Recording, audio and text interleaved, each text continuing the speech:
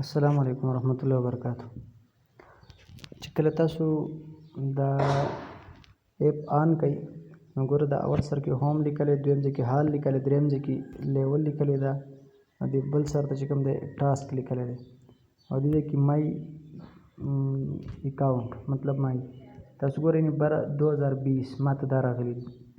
دغه شان ته دا تاسو ته هم راتلی شي چې تاسو لیول له راشئ، لیول له په لیول ته وګورئ، لیول دغه سیسټم دی خو دغه ته ضرورت نشته. دې حال له چې راشئ په حال کې ته وګوره اپ او دا بر سر ته یعنې کرنټ لیول دا به اوکې کړي.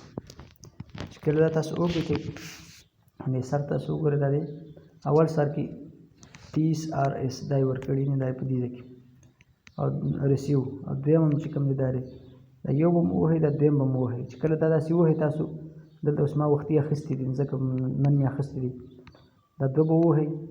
بیا چې کله دغه تاسو ووهئ نو واپسۍ که بیا لاړ شئ لږ ساعت بعد دا ټاسک دا به ووهئ. چې دا ووهئ نو دې ځای ته دا کوم پروسیسینګ دا کوم اول سر چې کوم دی دې ځای ته به راغلي یا ریوارډ ته به راغلي.